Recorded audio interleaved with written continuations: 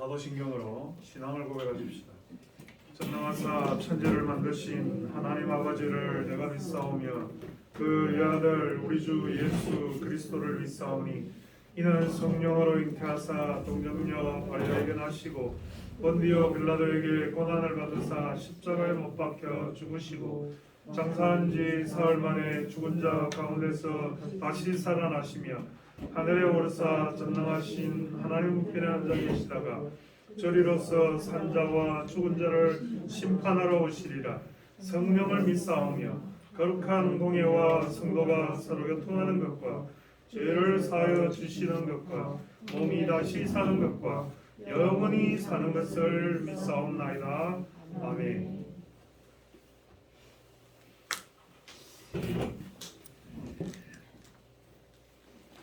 찬송가 88장 찬송입니다. 88장 찬송하십시다. 통일 찬송가도 88장입니다.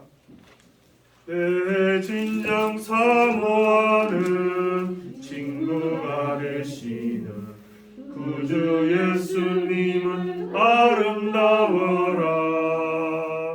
산 밑에 백합하여 빛나는 새벽별 주님 영원할 길 아주 없도다. 내 맘이 아플 적에 큰 위로 되시며 나 외로울 때 좋은 친구라. 주는 저 산 밑에 백합 빛나는 새벽별 이 땅 위에 비길 것이 없도다.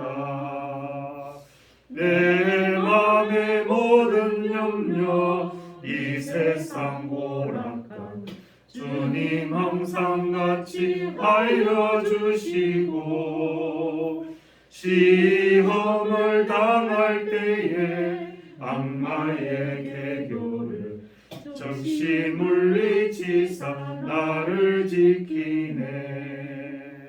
온 세상 날 버려도 주 예수 안 버려 끝까지 나를 돌아보시니.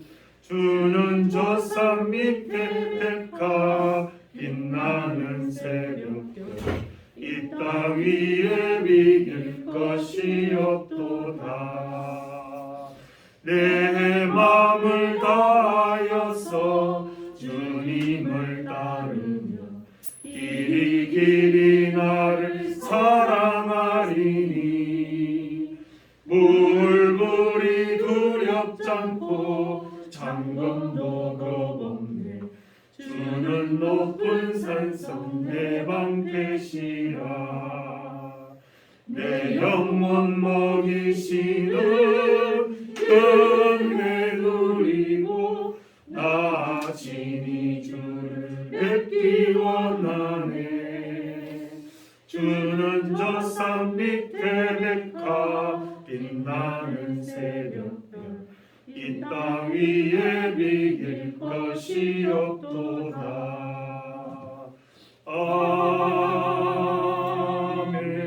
아멘. 기도하십시오. 우리를 사랑하시며 우리의 빛나는 새벽별이 되시고 평안할 길이 없는 주님, 오늘도 그 십자가를 기억하며 우리가 이 특별 고난주간 기도회를 시작하오니 하나님 앞에 나와 우리의 기도에 응답을 받으며 아버지 하나님의 뜻이 무엇인지 깨달으며 예수님의 보혈을 감사하며 은혜로 나아가는 저희의 한 주간이 되게 하여 주시옵소서.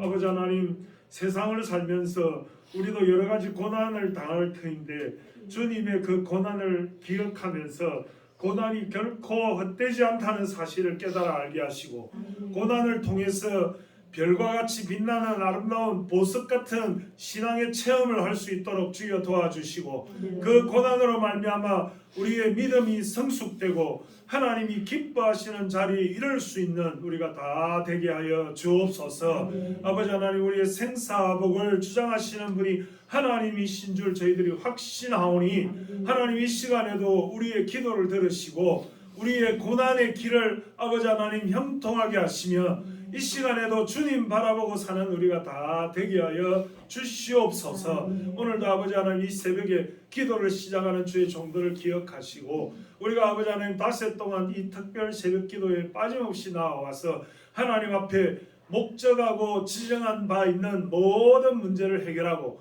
아버지 하나님이 기뻐하시는 삶의 자리로 나아갈 수 있도록 주여 도와 주시옵소서. 아버지 하나님, 우리 모든 성도들의 가정도 지켜주시고 또 아버지 하나님 이 시간에 함께하지 못하고 온라인으로 예배하는 주의 백성들을 기억하시고 하나님 동일한 은혜를 베풀어 주시옵소서. 예수님의 이름으로 감사하며 기도드리옵나이다. 아멘. 하나님 말씀은 요한복음 16장 1절에서 15절의 말씀,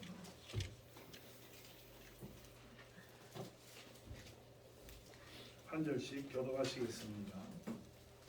175페이지 신약성경 175페이지 요한복음 16장 1절에서 15절을 한 절씩 교독합니다. 내가 이것을 너희에게 이르면 너희로 실족하지 않게 하려 함이니 사람들이 너희를 죽여하리라. 내가 이르면 무릇 너희를 죽이는 자가 생각하기를 이것이 하나님을 섬기는 일이라 하리라. 그들이 이런 일을 할 것은 아버지와 나를 알지 못함이라. 오직 너희에게 이 말을 하는 것은 너희로 그때를 당하면 내가 너희에게 말한 이것을 기억나게 하려 함이라. 처음부터 이 말을 하지 않는 것은 내가 너희와 함께 있었습니다. 내가 나를 보내신 이에게로 가는데 너희 중에서 나더러 어디로 가는지 묻는 자가 없고 도리어 내가 이 말을 하려고 너희 마음을 근심히 하려 하였도다. 그러나 내가 너희에게 실상을 말하노니 내가 떠나가는 것이 너희에게 유익이라. 내가 떠나가지 아니하면 보혜사가 너희에게로 오시지 아니할 것이요 가면 내가 그를 너희에게로 보내리니 그가 와서 죄에 대하여 의에 대하여 심판에 대하여 세상을 책망하시리라. 죄에 대하여라 하면 그들이 나를 믿지 아니하며 의에 대하여는 내가 어저께로 가니 너희가 다시 나를 보지 못하며 심판에 대하여라 하면 이 세상 임금이 심판을 받았음이라. 내가 아직도 너희에게 이것을 말하나 지금은 너희가 감당하지 못하리라. 그러나 진리의 성령이 오시면 그가 너희를 모든 진리 가운데로 인도하시리니 그가 스스로 말하지 않고 오직 들은 것을 말하며 장래일을 너희에게 알리시리라. 그가 내 영광을 나타내리니 그것을 가지고 너희에게 알리시겠습니다. 함께 15절입니다. 물은 아버지께 있는 것은 다 내 것이라. 그러므로 내가 말하기를 그가 내 것을 가지고 너희에게 알리시리라 하였노라. 아멘. 요한복음 성경은 복음서 4권 중에서 특징이 가장 나중에 기록된 복음서며 가장 심오한 복음서다 하는 것입니다. 여러분들 요한복음 이렇게 생각하면 항상 잊어버리지 말아야 될 것은 요한복음은 가장 심오한 복음서다 하는 것을 기억하시길 바랍니다. 그 말이 무슨 말이냐? 아니면 앞에 마태, 마가, 누가가 별 볼일 없다는 뜻이냐? 그런 말이 아니고 요한복음이 앞에 3권의 복음서보다 더욱 깊이 묵상이 되고 하나님의 말씀과 예수님의 삶이 우리에게 정말 강렬한 임팩트를 가지고 주어지는 그런 성격을 가진 복음서다 하는 것이에요. 그러니까 마가복음의 특징은 예수님의 행동을 눈으로 보는 것처럼 다이내믹 가스펠이라고 별명이 지어져 있어요. 그러니까 굉장히 예수님의 죽음과 가까운 근접되어져 있는 기록 연대도 비교적 앞서 있는 복음서다 이렇게 말할 수 있고 그와 반대로 요한복음은 가장 나중에 AD 90년에 사도 요한이 밥못 쓰면서 기록되었으니까 얼마나 많이 아시다시피 이 사도 요한은 예수님의 제자들 중에 제일 오래 살았던 사람이요. 그러니까 그가 얼마나 예수님의 말씀을 깨씹고 곱씹고 다시 생각해보고 깊이 묵상하고 어떤 성령의 조명을 받고 영감을 받아서 기록된 복음서니까 예수님의 말씀이 앞에 있는 복음서는 표면 그대로 기록하기 힘쓴 복음서라면 뒤에 있는 요한복음은 그 상징적이고 의미가 깊은 그 내면적 뜻이 무엇이냐 하는데 초점을 맞추고 있다. 이런 의미가 되겠습니다. 요한복음을 깊게 길게 소개할 수 있는 시간적 여유는 없고 오늘 우리가 보는 이 요한복음서는 12장 12절 이하에 기록되어져 있는 예수님이 이제 예루살렘 입성하시고 그 다음에 종말론 강화를 하시고 그 다음에 13장에 보면 세족식 제자들의 발을 씻기시고 그 다음에 14장에 보면 예수님의 제1탄의 종말공화 너희는 마음에 근심하지 말라 하나님을 믿으니 곧 나를 믿으라 내가 곧 길이요 진리요 생명이 나를 말미암지 않고는 아버지께 갈 자가 없는 이 중요한 말씀이 요한복음 14장에 기록이 되어져 있습니다. 15장은 포도나무 강화가 기록이 되어져 있고 16장은 오늘 우리가 읽은 본문인데 성령의 출현을 예언하신 아주 중요한 대목이 있는 그런 성경이다 이 말입니다. 우리가 삼위일체 되신 하나님을 믿지 않습니까? 근데 사실은 우리가 근래 교회 와서는 예수님의 사역이 강조되고 있는데 하나님의 사역도 못지않다는 것. The Father 하나님이신 The Father 아버지의 사역. 그 다음에 The Son 아들 되신 예수 그리스도의 사역. The Holy Spirit 성령 하나님의 사역. 이 세 가지가 동등하게 이루어지는데 하나님으로부터 예수님이 나오고 예수님으로부터 성령님이 나온다. 이걸 항상 기억을 해야 돼요. 우리가 삼위일체는 따로 이렇게 존재하는 것이 어떻게 엮어져서 하나로 만드는 것이 아니라 하나님으로부터 예수님이 나오고 예수님으로부터 성령님이 나온다. 이걸 하나 기억하면 삼위일체의 개념에 대해서 우리가 잘 이해할 수 있을 것이에요. 나무로 치자면 하나님은 뿌리가 되시고 예수님은 줄기가 되시고 성령님은 잎이 되신다 이 말입니다. 서로가 상호작용을 하지 않으면 나무는 존재할 수가 없어요. 그렇죠? 뿌리가 없는 줄기와 잎은 상상할 수 없죠. 그 다음에 줄기가 없는 뿌리와 잎은 서로 연결이 안 되잖아요. 근데 또 잎이 없는 줄기와 뿌리는 말라 죽어버려요. 잎이 광합성 작용을 하고 잎이 존재적인 의미 생존의 역할을 해야 비로소 그 잎으로부터 오는 이런 영양분의 또 광합성의 어떤 그런 작용이 줄기와 뿌리를 통해서 생명을 얻도록 하는 거죠.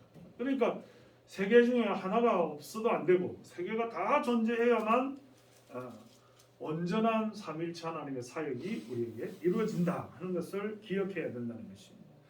오늘 우리가 예수님이 이 땅에 왜 오셨나, 왜 십자가를 지셨나, 이게 이제 어제도 제가 주일날 말씀을 잠시 드렸지만 우리가 한 주간 동안 생각해봐야 될 제일 중요한 주제입니다. 이 고난주간에 예수님이 왜 오셨냐 하는 것이고 예수님이 왜 십자가를 지셨냐 하는 것입니다. 그래서 그 사건과 스토리에 초점을 맞추어서 제가 이번 고난주간 특별 새벽기도회는 요한복음 본문을 중심으로 요한복음에 나타난 이 순환의 기사들을 중심으로 해서 여러분과 함께 은혜를 나누고 또 우리가 살아야 될 존재 의미를 부여하는 귀한 시간이 되시기를 주님의 이름으로 축원합니다. 오늘 이 요한복음 16장 1절을 보면 뭐라고 말씀이 시작되는가 하면 내가 이것을 너희에게 이르면 너희로 실족하지 않게 하려 함이니 이렇게 말씀을 시작하고 있습니다. 이 말은 바꿔 말하면 인생이 어떤 것들로 이루어져 있습니까? 인생이라고 하는 것은 실족하는 것들로 이루어져 있습니다. 저는 제가 인생을 살면서 제일 중요한 것 중에 하나가 이 가족 관계를 잘 정리를 하고 자녀를 잘 키우고 배우자를 잘 돌봐서 어쨌든 가정이 화목하고 행복하게 하는 것이다. 제가 제 인생에 뭐 세 가지 중요한 목표가 있다면 그 중에 하나가 그것입니다.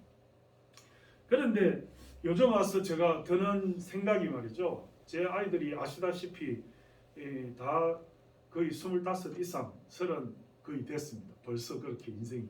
이 교회 제가 올 때 큰애가 고등학교 1학년 그 다음에 막내는 초등학교 6학년이었어요. 이 교회 올 때.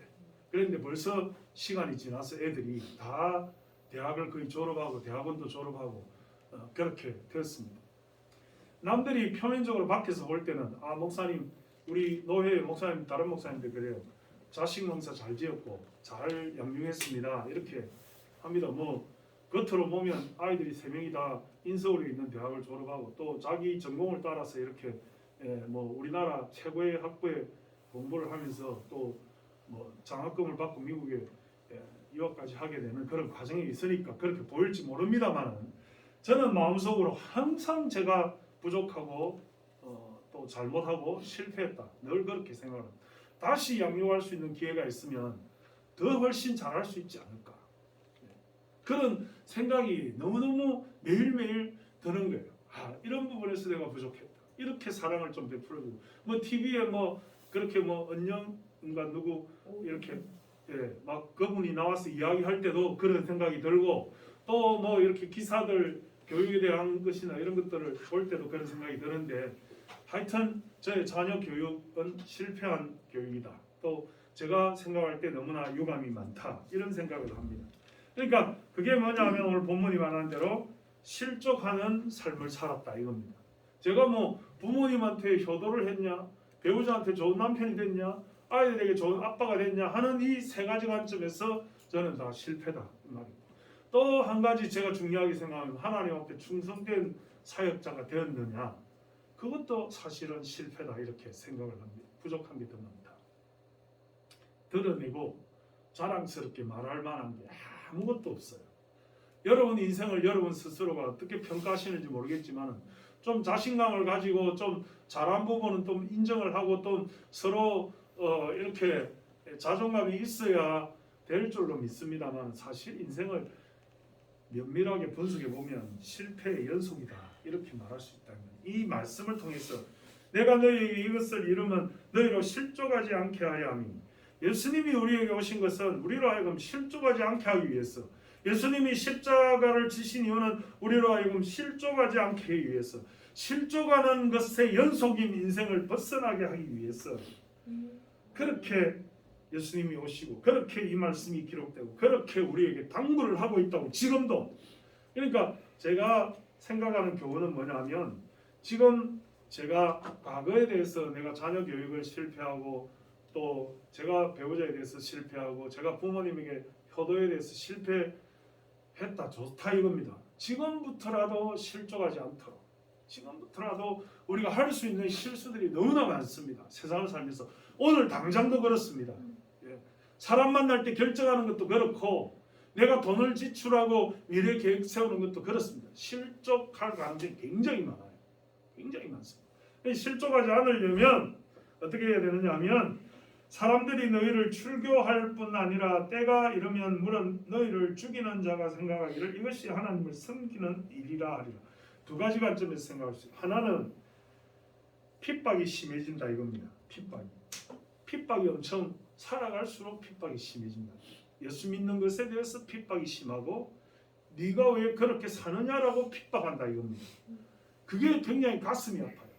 제가 말하지 않습니까? 자녀를 잘 키웠다고 생각하는데 자녀가 자라나서 아빠를 핍박할 수 있어요. 아빠 나 왜 이렇게 키웠어? 나 그때 왜 이렇게 했어? 왜냐하면 인간이 생각을 해보면 고맙습니다. 감사합니다. 잘해주셔서 너무 마음이 좋습니다. 이렇게 말하지 않아요.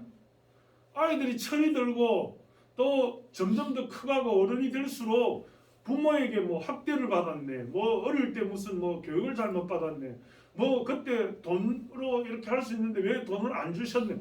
심지어 그런 얘기를 합니다. 우리가 살았던 어려운 그 시대에 1,000원, 100원, 만원 쓰기가 너무나 힘들었던 그거는 아무도 생각 안 하고 자꾸 불평하고 막 그때 이렇게 좀 나를 지원해주고 그때 나를 더 사랑해주고 그때 나를 더 해줬으면 저는 솔직히 뭐 신학도 전공했지만 교육학을 더 전공해가지고 어떻게 하면 아이들을 잘 키울까 어떻게 하면 잘해줄까 이거를 정말 어떤 사람보다 더 많이 염두에 두고 살았습니다만 결론은 뭐냐면 감사나 부모에 대한 은혜보다는 불평, 원망, 지난날에 대한 아쉬운 그런 점들이 더 많이 말하게 되더라. 부부관계도 그렇고 부모관계도 그렇고 최선을 다해서 잘한 것을 인정해 주기보다는 그걸 까는 그런 인생을 우리가 살아가고 있다 이 말입니다. 그러니까 그런 어떤 예수 믿는 것도 그렇지만 핍박을 당할 때에 섭섭해하지 말라. 원래 세상이 그런 것이다. 그 얘기를 지금 하고 예수님의 입장에서는 얼마나 많은 억울하겠어요. 병 고치시고 기적을 행하시고 말씀을 베풀어 주시고 오병이어를 행하시고 이런 일들을 하였음에도 불구하고 예수님이 지금 어떻게 되는 겁니까? 예수님이 십자가 앞에서 모욕을 당하고 천대를 당하고 멸시를 당하고 죽여라 죽여라 하는 그런 원성에 사로잡혀 있는 것을 보고 두 가지 관점입니다.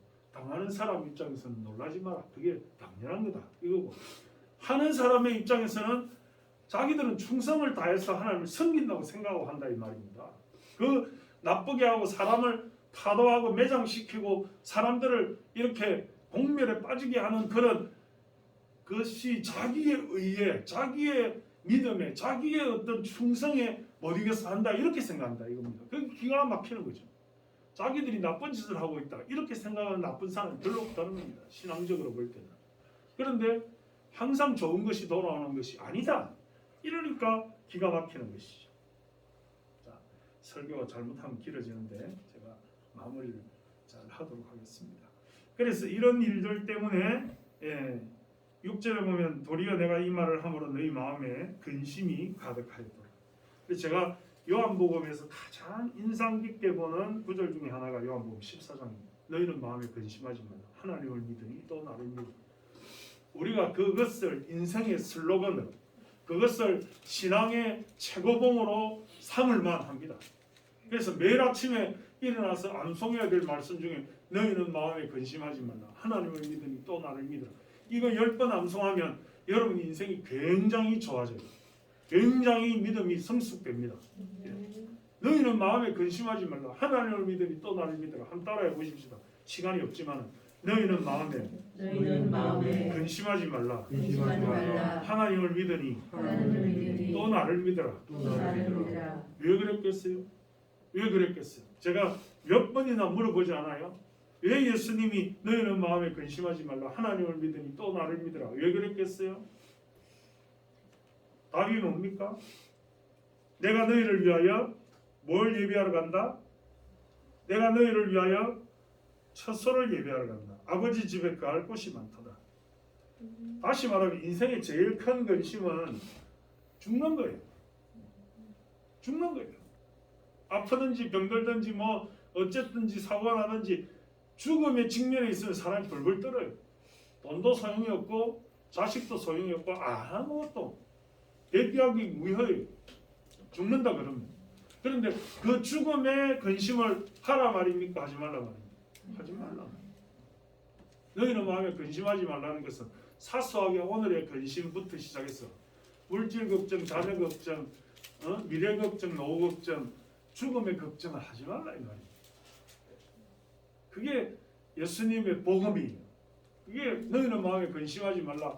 이게 딱 마음에 새겨지면 그게 최고예요. 왜 하지 말라?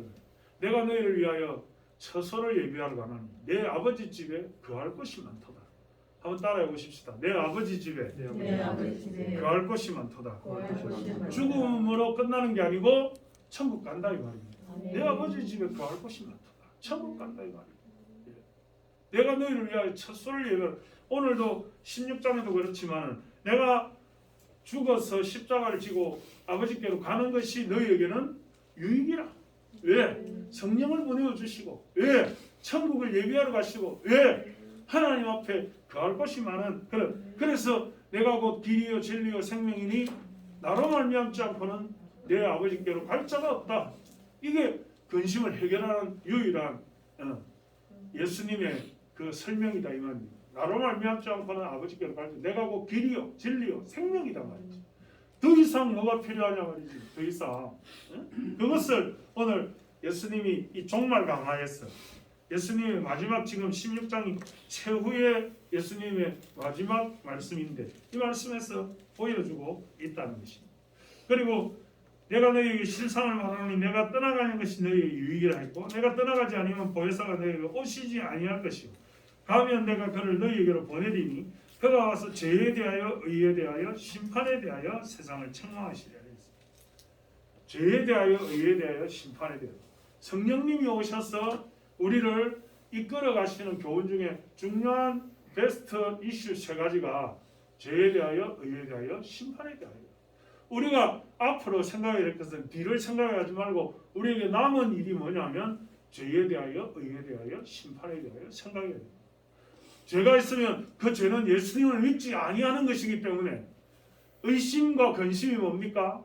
예수님을 믿지 아니하고 내 지혜로 내 생각으로 내 경험으로 문제를 해결하려니까 근심이 드는 거예요. 맨날 근심이에요.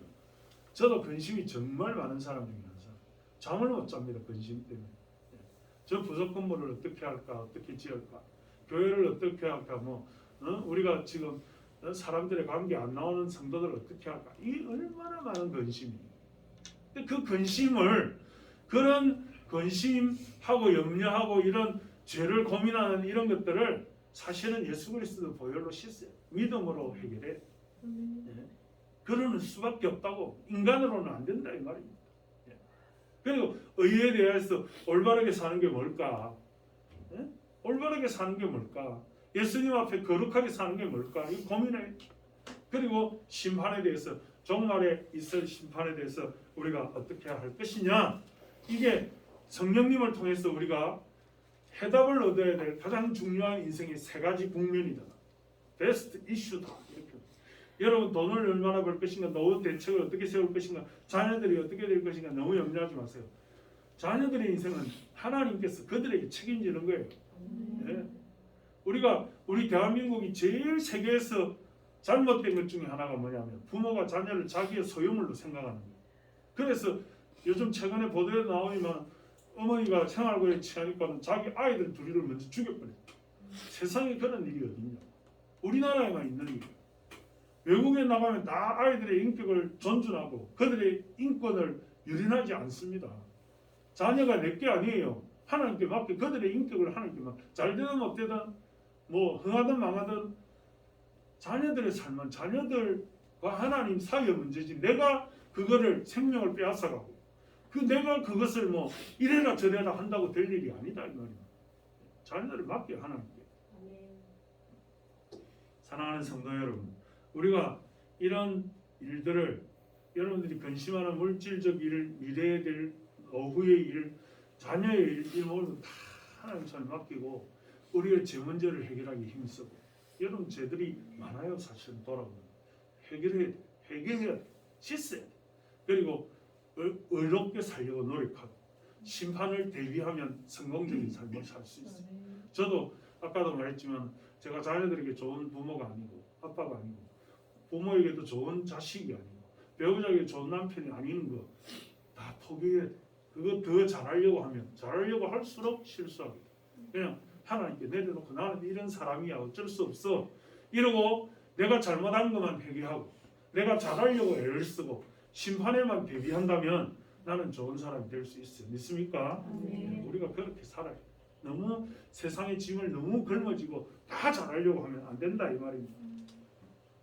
오늘 우리가 이 말씀을 보면서 우리 인생에 해답을 얻습니다. 진리의 성령님이 오시면 그 우리의 모든 문제를 해결해 주신다 이 말입니다. 예수님이 얼마나 좋으신 분인가 하면 우리의 죄를 해결하기 위하여 세상에 오시고 십자가를 지실 뿐 아니라 예수님의 베스트 사역 중에 하나는 성령을 보내준다. 성령의 충만함 모든 문제가 해결돼요. 죄 문제도 해결되고 의롭게 사는 문제도 해결되고 심판에 대해서 대비하는 문제도 해결되고 근심하지 않고 천국에 갈 수 있는 그런 삶을 그래서 매일 기도하세요. 아침마다 기도하세요. 밥 먹을 때마다 기도하세요. 성령에 충만하게 하소서. 성령의 지배를 받게 하소서. 성령으로 살게 더불어 살게 하소서. 그게 우리의 기도 제목이 되어야 될 줄로 확신합니다. 하나님 아버지 은혜를 감사합니다.